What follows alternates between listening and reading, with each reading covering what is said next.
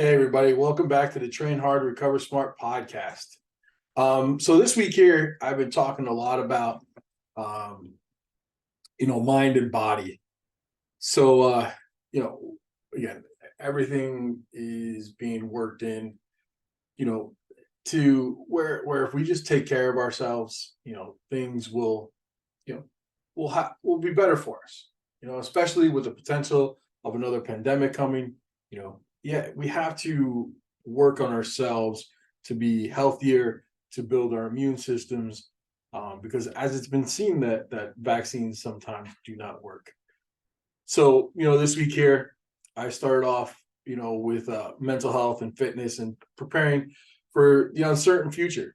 That's how I started the week off. That was my blog. And then we did a post on, you know, getting into a routine, how routines build results. It's true. Since I've taken, back in April, I started sticking to a strict workout program. And then right after Labor Day, I decided, it was time to now take the reins and really, really fix my diet and fix what I was eating. And once I did that, and then I got into a solid routine, um, things are starting to look better. I'm down in weight. My lifts are better. Everything's just going better. And then I did a post on mind and body harmony. Again, my mornings are full of nothing but self-care. I work better, in the, again, I think I said in last week's podcast, I get a lot of my work done between 11 and 3 most days. That seems to be when I'm most productive.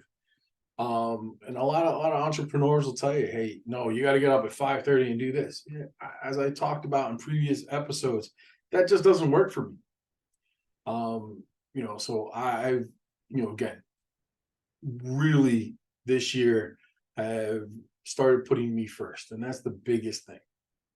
And then building resiliency. That was another post of this week that, we have to be resilient. You have to embrace self-care and live a resilient lifestyle.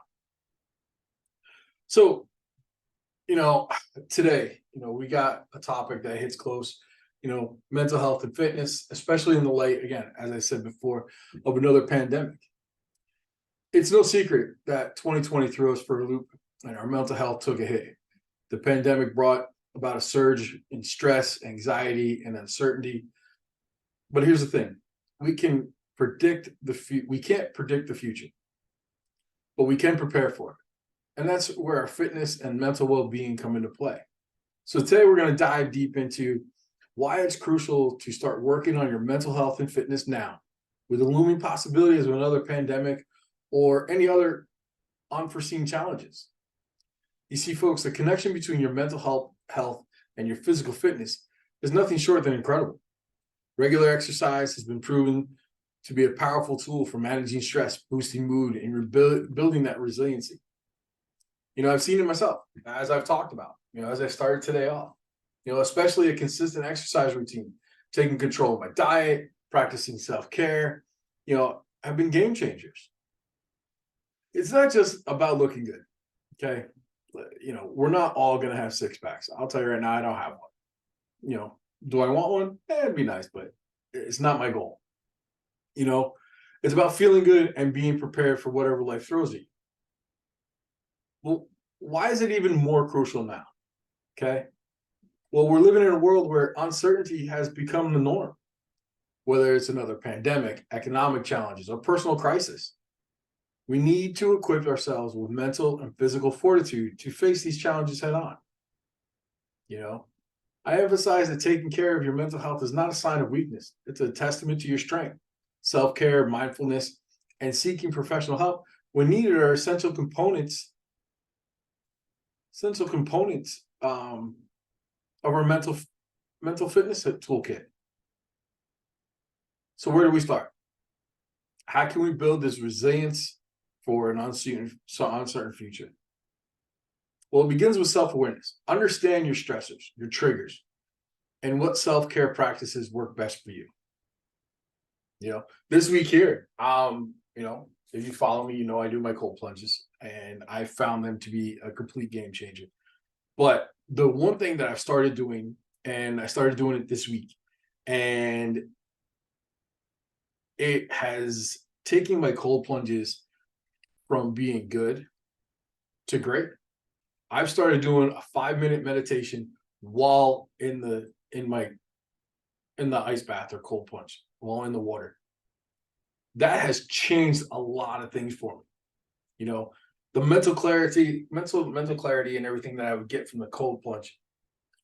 Now I sit and I do a self-guided meditation while I'm in there for 5 minutes. That's it, 5 minutes. Again, I'm working on getting water down, but again, the price of everything's going up and bags of ice are just getting more expensive. So I get the water down to anywhere between 58 and 61 degrees right now. So 5 minutes is great. But again, when you get in there, your body's shocked.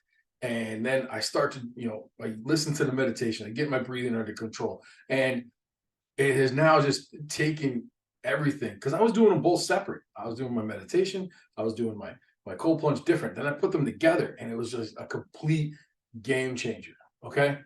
So for me, that has been one of the best self-care practices that I've started introducing this week. It's been awesome. Okay. So you got to understand, what your stresses are, what your triggers are, and what self-care practices will help you dealing with them. Okay. Then the next thing, find physical activities you generally enjoy, whether it's yoga, dancing, lifting weights, or simply taking long walks. The key is consistency. Aim for at least 150 minutes of moderate intensity aerobic exercise each week. It's not about perfection, it's about progress. That's where you want to get to, is 150 minutes. So again, you do the math, right? So 150 divide out by 7. That's 21 and a half, or 21 and a half minutes a day. 21 and a half minutes. That's not even 30 minutes. 21 and a half minutes a day. That's all you got to do every day. I take the dog for a walk. We do 2 to 3 30-minute, 20 to 30-minute walks a day. That's what we do. And then I lift 3 days a week. But we do those, the days I lift, we only do 2 walks. And the days I don't lift, we do 3 walks.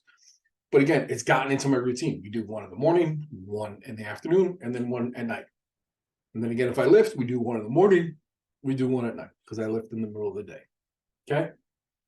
Again, I didn't just jump right into doing all that. No, it was little bites, little things. All right, today we're going to do 2. Tomorrow, this month here, let's shoot for averaging 30 minutes a day.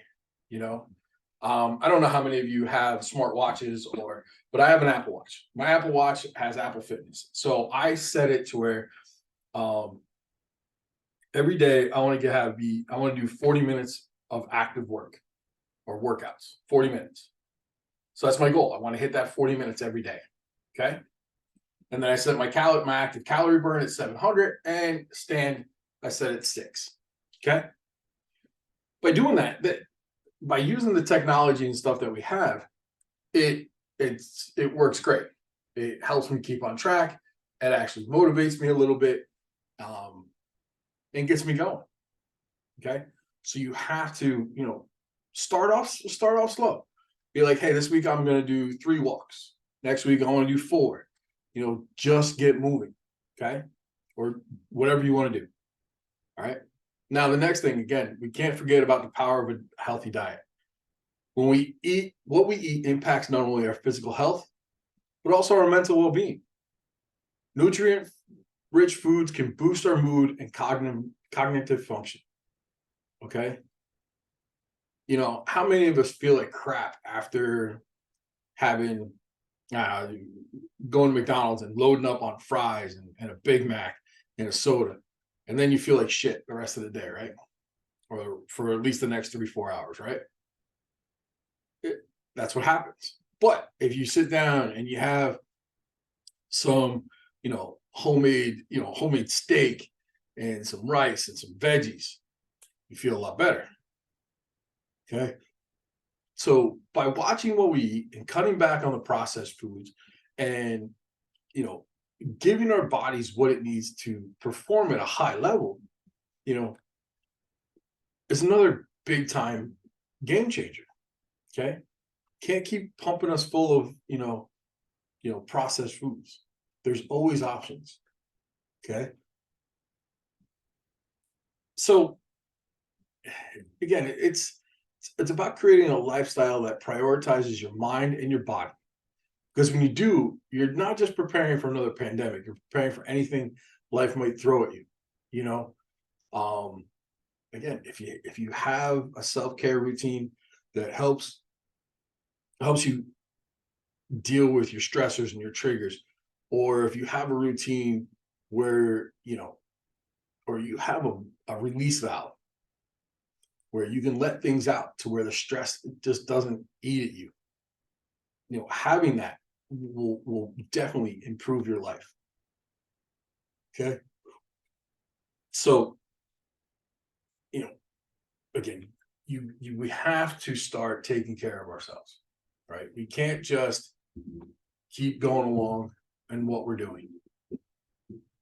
And it's all about, again, you want to go against the grain. Right now they want us fat. They want us eating the processed foods. They want us doing everything that isn't good for us so they can control us. Okay. Again, if you just watch the news, you can figure it out. Right. But if you go against the grain and you work on a healthier mind, a healthier body, if you do all that, things will be easier for you. Things will definitely work. Okay. So to anybody that's listening, or everybody that's listening, let's embark on this journey together, a journey toward a resilient mind and body. Let's face the future with confidence and strength, knowing that we've invested in our most valuable assets, ourselves. So again, it's just, a quick episode, about, again, all week I lead up to today.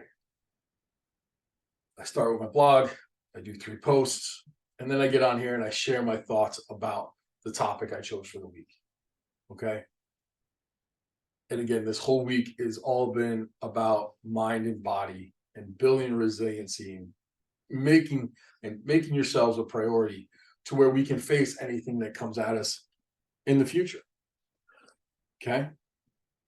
So again, thanks for tuning in. And remember, your well-being is worth every effort. Stay strong, stay healthy. As always, be better than you were yesterday. And we still ask for you to donate to the show so we can support the veteran community and a veteran in need. So until next week, always work to be better than you were yesterday.